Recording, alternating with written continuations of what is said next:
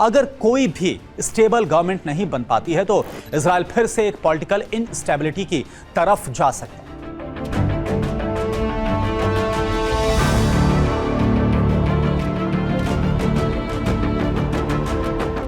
सबसे बड़ा सवाल क्या है? नेतन्याहू के खिलाफ कौन है? क्यों उनकी कुर्सी पर अब संकट है?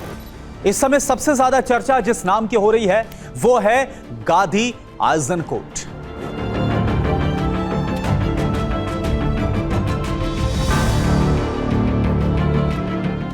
और ये पार्टियां मिलकर सरकार बना सकती हैं। यही वजह है कि इजराइल में चुनाव के बाद असली राजनीतिक बार्गेनिंग शुरू हो जाती है। नेतन्याहू का जो ब्लॉक है वो 61 या फिर उससे ज्यादा सीटें हासिल कर ले तो नेतन्याहू एक और सरकार बनाने की कोशिश कर सकते हैं।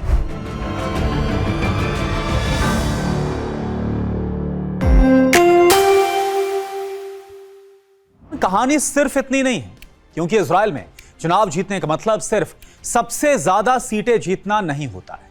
यहां असली सवाल है कौन 61 सांसदों का समर्थन जुटा पाएगा, और यही 61 का जो आंकड़ा है वो ये तय कर सकता है कि अगला प्रधानमंत्री नेतन्याहू बनते हैं या फिर कोई नया चेहरा। तो आखिर इजराइल का चुनावी सिस्टम काम कैसे करता है, आइए पूरा गणित सबसे पहले समझते हैं। सबसे पहले चुनाव कब है यह आपको बताएं। इजराइल में अगला संसदीय चुनाव 27 अक्टूबर 2026 यानी इसी साल होना है। यह चुनाव 7 अक्टूबर 2023 के हमास हमले और उसके बाद शुरू हुए लंबे युद्ध के बाद होने वाला पहला राष्ट्रीय चुनाव होगा। यानी कि यह चुनाव सिर्फ सामान्य सत्ता परिवर्तन का चुनाव नहीं होने वाला। यह नेतन्याहू के राजनीतिक भविष्य, गाजा युद्ध, राष्ट्रीय सुरक्षा और इजराइल की आगे की दिशा पर जनमत संग्रह जैसा महत्व रखेगा। नेतन्याहू ने भी दोबारा से चुनाव लड़ने की पुष्टि कर दी, लेकिन सबसे बड़ा सवाल क्या है? नेतन्याहू के खिलाफ कौन है? क्यों उनकी कुर्सी पर अब संकट है? इस समय सबसे ज्यादा चर्चा जिस नाम की हो रही है वो है गादी आइजनकोट। आइजनकोट इजराइल के पूर्व चीफ ऑफ स्टाफ यानी सेना प्रमुख रह चुके हैं। यानी उनकी सबसे बड़ी राजनीतिक ताकत है मिलिट्री एक्सपीरियंस, सेना का अनुभव और नेशनल सिक्योरिटी क्रेडिबिलिटी। उन्होंने 2023 के बाद बनी जो युद्धकालीन राजनीतिक व्यवस्था है इसमें भी अहम भूमिका निभाई थी। और बाद में क्या हुआ था? उन्होंने नेतन्याहू सरकार से फिर दूरी बना ली और अब अपनी नई पार्टी बना ली है याशार, और इसी के साथ अब वो चुनाव के मैदान में। याशार की स्थापना 2025 में हुई थी और 2026 में यह नेतन्याहू की लिकुड के लिए गंभीर चुनौती के तौर पर उभर रही है। अब आते हैं सबसे महत्वपूर्ण सर्वे पर, जिसने बेंजामिन नेतन्याहू की जो टेंशन है वो बढ़ा दी। दरअसल हाल के एक टाइम्स ऑफ इजराइल जमान इजराइल पोल में आइजनकोट की याशार पार्टी को 25 सीटें मिलने का अनुभव लगाया गया। वहीं नेतन्याहू के लिकुड को 21 सीटें, यानी याशार 4 सीटों से आगे है नेतन्याहू के मुकाबले। ये द टाइम्स ऑफ इजराइल के हवाले से ये आपको बता रहा हूं। एक दूसरा हालिया चैनल 12 का पोल भी है, जिसमें याशार 24 सीटों के साथ सबसे बड़ी पार्टी बनती नजर आ रही है, जबकि जो लिकुड यानी बेंजामिन नेतन्याहू की जो पार्टी है वो 22 सीटों पर थी। लेकिन यहां पर एक बहुत ही अहम बात जो आपके लिए समझना बहुत जरूरी है, सबसे बड़ी पार्टी बनना और प्रधानमंत्री बनना ये दोनों इजराइल में एक बात नहीं होता है। इसे मैं आपको समझाने वाला हूं, और यही इजराइल के चुनाव को भारत से बहुत अलग और काफी इंटरेस्टिंग बना रहा है, दिलचस्प बनाता है। इजराइल में प्रधानमंत्री को सीधे वोट नहीं दिया जाता। भारत में हम क्या करते हैं, अपने लोकसभा क्षेत्र में किसी उम्मीदवार को वोट देते हैं। जिस उम्मीदवार को सबसे ज्यादा वोट मिलते हैं वो उस सीट पर जीत जाता है। लेकिन इजराइल में सिस्टम पूरी तरह से अलग है। वहां पर मतदाता यानी जो वोटर है वो खास तौर पर पार्टी की सूची यानी कि पार्टी लिस्ट को वोट करता है। पूरा देश एक ही नेशन वाइड इलेक्टोरल कॉन्स्टिट्यूएंसी की तरह काम करते हैं यहां, यानी कि यहां पर अलग अलग सीट नहीं, यानी कि एक कॉन्स्टिट्यूएंसी के तौर पर पूरा देश, पूरा इजराइल काम करता है। यानी भारत की तरह 543 जो अलग अलग लोकसभा सीटें जिस पर चुनाव होता है, इस तरह का सिस्टम नहीं है। इजराइल की संसद को कहते हैं क्नेसेट, और क्नेसेट में कुल कितनी सीटें हैं? 120। अब 120 सीटों का पूरा गणित क्या है यह आपके लिए समझना बहुत जरूरी है। आगे हम फिर बताएंगे चुनौतियां और तमाम चीजें क्यों बेंजामिन नेतन्याहू के लिए आगामी जो चुनाव है बहुत ज्यादा चुनौतीपूर्ण है। अब आप ये मान लीजिए कि किसी भी पार्टी को लगभग 10% वोट मिलते हैं तो उसे लगभग 12 सीटें मिल सकती हैं। किसी पार्टी को 20% वोट मिलते हैं तो उसके पास लगभग 24 सीटें हो सकती हैं। यानी मोटे तौर पर जितना वोट शेयर उतना ही संसद में उसका प्रतिनिधित्व। इसे कहते हैं प्रोपोर्शनल रिप्रेजेंटेशन, यानी कि अनुपातिक प्रतिनिधित्व। लेकिन हर पार्टी संसद में नहीं पहुंच सकती। यहां पर आता है एक बहुत ही महत्वपूर्ण नियम। नियम क्या है? वो नियम है 3.25% का इलेक्टोरल थ्रेशोल्ड, यानी किसी भी पार्टी को संसद में पहुंचने के लिए 3.25% का वोट जरूर चाहिए। किसी भी पार्टी को क्नेसेट में सीट पाने के लिए कम से कम इतना थ्रेशोल्ड हासिल करना है। अगर पार्टी इस सीमा से नीचे रह जाती है तो उसके वोट सीटों के बंटवारे में उसको शामिल फिर नहीं किया जाता है।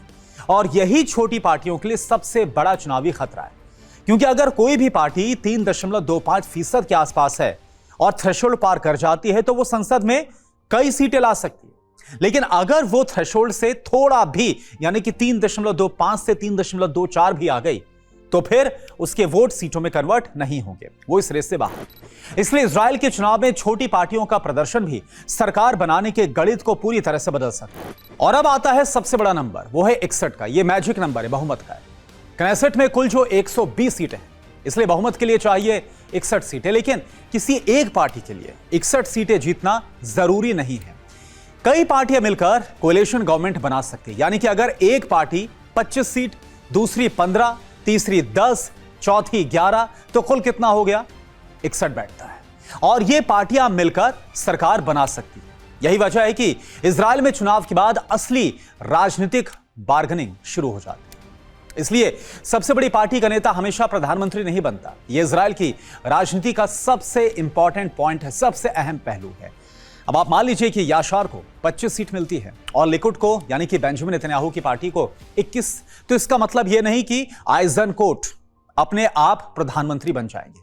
अब दोनों को बाकी पार्टियों का समर्थन भी चाहिए।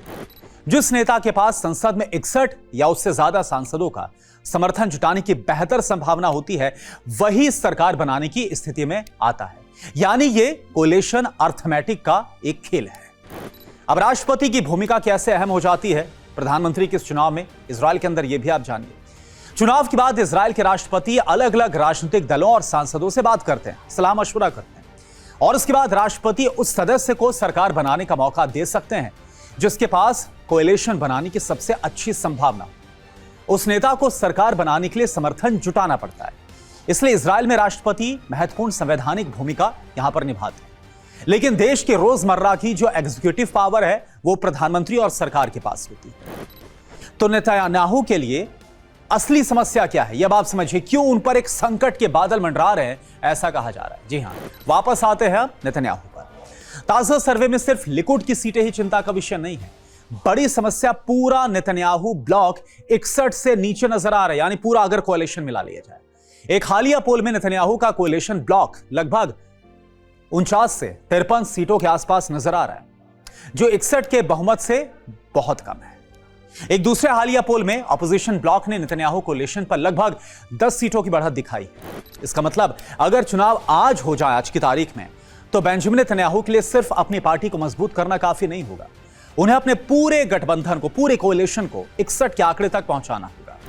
और आइजनकोट के सामने भी आसान रास्ता नहीं है, यह भी आप समझिए, यह भी यहां पर एक बड़ा ट्विस्ट है। आइजनकोट की पार्टी अगर सबसे बड़ी पार्टी बन जाती है तो उन्हें भी 61 सीट तो चाहिए।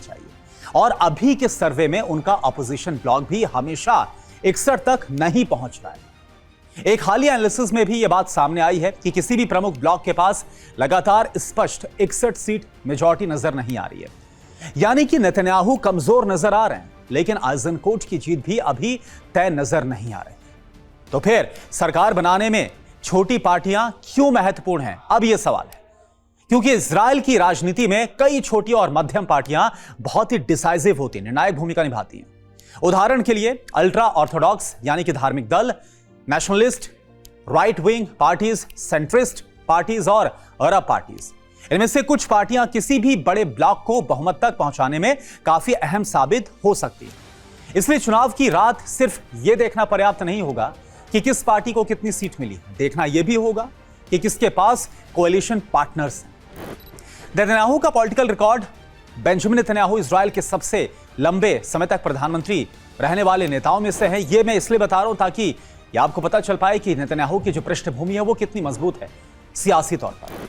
नेतन्याहू पहली बार साल 1996 में प्रधानमंत्री बने थे और उसके बाद वो लंबे वक्त तक विपक्ष में भी रहे और फिर सत्ता में लौटे। 2022 के चुनाव के बाद उन्होंने एक बार फिर सरकार बनाई। 2022 के चुनाव में लिकुड ने यानी कि नेतन्याहू की पार्टी ने 32 सीटें जीती थी, लेकिन सिर्फ 32 सीटों के साथ सरकार चलाने के लिए उन्हें दूसरी पार्टियों के साथ कोएलिशन बनाना पड़ा, 61 तक का जो मार्क है टच करने के लिए। यही इजराइल की प्रोपोर्शनल रिप्रेजेंटेशन सिस्टम की खासियत है। अब 2026 का चुनाव इतना महत्वपूर्ण क्यों हो गया है, यह आप समझिए। क्योंकि यह चुनाव कई बड़े सवालों को जवाब देता हुआ नजर आएगा। पहला, क्या इजरायली जनता नेतन्याहू की लीडरशिप से संतुष्ट है, सेटिस्फाइड है? दूसरा, क्या युद्ध और नेशनल सिक्योरिटी के मुद्दे पर नेतन्याहू को फायदा होगा या फिर नुकसान होने वाला है? तीसरा, क्या गादी आइजनकोट एक मजबूत विकल्प बन पाएंगे? और चौथा, क्या कोई भी ब्लॉक 61 का जो जादुई आंकड़ा है वो पार कर पाएगा या छू पाएगा? और पांचवा, क्या चुनाव के बाद फिर से कोएलिशन क्राइसिस पैदा होने वाली है इजराइल के अंदर? आइजनकोट की सबसे बड़ी ताकत क्या है, यह अब आप समझ लीजिए। उनकी मिलिट्री बैकग्राउंड, ये उनकी ताकत। इससे पहले मैंने आपको बेंजामिन नेतन्याहू की ताकत बताई, अब जो उनके खिलाफ है आइजनकोट, वो आप समझिए। इजराइल जैसे देश में नेशनल सिक्योरिटी चुनावी राजनीति का एक बड़ा मुद्दा है, बड़ा हिस्सा है। आइजनकोट के समर्थक उन्हें एक ऐसे नेता के तौर पर पेश करते हैं जिनके पास सेना और सुरक्षा मामलों का काफी लंबा अनुभव है, यानी कि दोनों है। लेकिन उनके सामने चुनौती यह है कि सिर्फ नेतन्याहू विरोधी वोट को एकजुट करना काफी नहीं होगा। उन्हें अलग अलग राजनीतिक विचार रखने वाले दलों को भी एक कोएलिशन में साथ लाना होगा। एक और महत्वपूर्ण चेहरा है, वो है नफ्ताली बेनेट। जी हां, आइजनकोट अकेले नेतन्याहू को चुनौती नहीं दे रहे। पूर्व प्रधानमंत्री नफ्ताली बेनेट भी महत्वपूर्ण राजनीतिक खिलाड़ी हैं। इसके अलावा याइर लैपिड और एविड गॉर, लिबरमैन जैसे नेता भी नेतन्याहू विरोधी कैंप में प्रभाव रखते हैं। यानी ऑपोजिशन पूरी तरह से एक पार्टी नहीं है, और यही आइजनकोट की सबसे बड़ी चुनौती भी हो सकती है। नेतन्याहू को हराने के लिए ऑपोजिशन वोट्स को एक साथ रखना। क्या नेतन्याहू आपस जीत सकते हैं? बिल्कुल इसकी संभावना भी, और यही वजह है कि अभी नेतन्याहू हार गए हैं कहना गलत होगा। इलेक्शन पोल्स सिर्फ उस समय की पब्लिक मूड को दिखाते हैं। अभी चुनाव 27 अक्टूबर को होना है, मतलब कि कैंपेन के लिए समय बाकी है। नेतन्याहू के पास दशकों का सियासी अनुभव है, उनका मजबूत वोट बेस है, और सबसे अहम, इजराइल में सिक्योरिटी इश्यूज बहुत तेजी के साथ चुनावी समीकरण बदल सकते हैं। इसलिए आज के पोल को फाइनल रिजल्ट समझना सही नहीं होगा। लेकिन खतरे की घंटी क्यों बज रही है? क्योंकि हाल के कई पोल्स में पहली बार आइजनकोट की याशार पार्टी को लिकुड से आगे दिखाया गया। टाइम्स ऑफ इजराइल के हालिया पोल में याशार को 25, लिकुड को 21, जबकि चैनल 12 के पोल में याशार को 24, लिकुड को 22, यानी कि दोनों सर्वे में याशार आगे है। लेकिन फाइनल गवर्नमेंट बनाने का फैसला इन दो नंबर से नहीं होगा। फैसला होगा 120 सीटों में किस गठबंधन के पास 61 का आंकड़ा पहुंचता है। भारत और इजराइल के चुनाव में सबसे बड़ा फर्क, इसे एक लाइन में आप समझिए। भारत में आप अपने क्षेत्र के उम्मीदवार को वोट देते हैं, इजराइल में आप पार्टी लिस्ट को वोट करते हैं। भारत में 543 लोकसभा जो सीटें हैं जिस पर चुनाव होता है, इजराइल में पूरा देश एक नेशन वाइड कॉन्स्टिट्यूंसी की तरह काम करता है। भारत में लोकसभा मेजॉरिटी का आंकड़ा 272 है, इजराइल में क्नेसेट मेजॉरिटी का जो आंकड़ा है वो 61 है। और इजराइल की संसद यूनिकैमरल है, यानी कि वहां पर क्नेसेट ही नेशनल लेजिस्लेचर की एकमात्र पार्लियामेंट्री चैंबर है। अब सबसे बड़ा सवाल, 27 अक्टूबर की रात क्या होगा? 3 पॉसिबिलिटीज बन रही हैं। नंबर 1, नेतन्याहू का जो ब्लॉक है वो 61 या फिर उससे ज्यादा सीटें हासिल कर ले तो नेतन्याहू एक और सरकार बनाने की कोशिश कर सकते हैं। सिनारियो 2 क्या है? आइजनकोट वाला जो ऑपोजिशन ब्लॉक है वो 61 या उससे ज्यादा का कोएलिशन बना ले तो इजराइल में नेतन्याहू का जो एरा है एक बड़ा राजनीतिक चैप्टर खत्म हो सकता है। और तीसरा सिनारियो क्या है? दोनों ब्लॉक्स 61 से नीचे रह जाएं तो फिर शुरू होगा कोएलिशन नेगोशिएशन। कौन किसके साथ जाएगा, कौन प्रधानमंत्री को सपोर्ट करेगा, कौन मिनिस्ट्रियल पोजीशन मांगेगा, किस पार्टी की पॉलिसी कोएलिशन एग्रीमेंट में शामिल होगी। और अगर कोई भी स्टेबल गवर्नमेंट नहीं बन पाती है तो इजराइल फिर से एक पॉलिटिकल इनस्टेबिलिटी की तरफ जा सकता है। सबसे बड़ा सवाल तो इस पूरी कहानी का सबसे बड़ा लेसन क्या है? इजराइल में चुनाव सिर्फ नेतन्याहू बनाम आइजनकोट नहीं है, यह 120 सीटों और 61 के बहुमत का चुनाव है। आज के सर्वे में गादी आइजनकोट की याशार पार्टी नेतन्याहू की लिकुड से आगे दिखाई दे रही, लेकिन प्रधानमंत्री बनने के लिए सिर्फ सबसे बड़ी पार्टी बनना काफी नहीं है, उन्हें कोएलिशन बनाना होगा और यही नेतन्याहू पर भी लागू होता है। इसलिए 27 अक्टूबर को सिर्फ ये मत देखिएगा कि किस पार्टी को सबसे ज्यादा सीटें मिली, असल सवाल देखिएगा 61 किसके पास पहुंचा, क्योंकि इजराइल की राजनीति में सबसे बड़ी पार्टी नहीं सबसे बड़ा कोएलिशन प्रधानमंत्री बनाता है। और अगर मौजूदा पोलिंग ट्रेंड चुनाव तक बना रहा तो नेतन्याहू के राजनीतिक करियर के कठिन चुनावों में से एक 27 अक्टूबर को होने वाला है।